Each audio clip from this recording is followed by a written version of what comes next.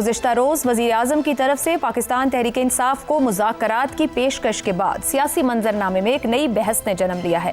PTI के साबिक़ रहनुमाओं की कायम करदा नेशनल डायलॉग कमेटी की जानिब से वज़ीर आज़म शहबाज शरीफ को लिखा गया ख़त क्या मौजूदा सियासी बहरान में मुफ़ाहिमत की जानिब एक बामायने सियासी इशारा है?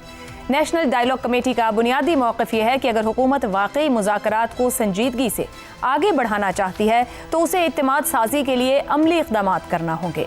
इसीलिए कोट लखपत जेल में कैद PTI के सीनियर रहनुमाओं, जिनमें शाह महमूद कुरैशी, डॉक्टर यास्मीन राशिद, उमर सरफराज चीमा, मियां महमूदुर रशीद और साबिक़ सेनेटर एजाज चौधरी शामिल हैं को पैरोल पर रिहा करने का मुतालबा किया गया है।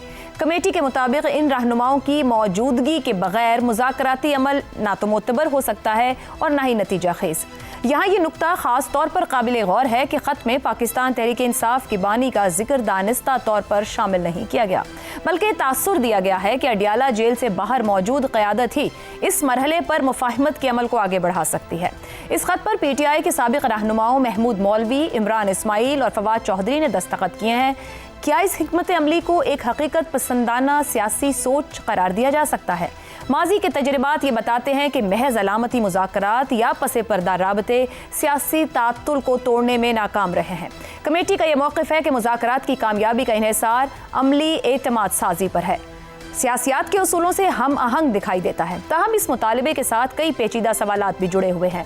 वज़ीर आज़म इस वक्त एक नाजुक सियासी तवाज़ुन पर खड़े हैं, जहाँ एक जानिब इदारों और कानूनी तकाज़ों का दबाव है तो दूसरी जानिब सियासी इस्तेहकाम की शदीद ज़रूरत। पैरोल पर रिहाई एक कानूनी इम्कान तो है, मगर इसके सियासी मुज़म्मिरात कहीं ज़्यादा गहरे हैं।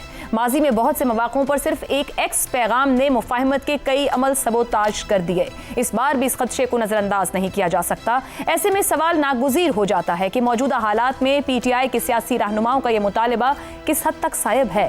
क्या अमली तौर पर मुमकिन हो सकेगा? क्या वज़ीर आज़म के लिए ऐसा करना मुमकिन भी है? और अगर ये सब कुछ मुमकिन है तो क्या किसी एक गैर मोहतात पैगाम से मुफ़ाहिमत का ये पूरे का पूरा अमल दोबारा नाकामी से दो चार तो नहीं हो जाएगा?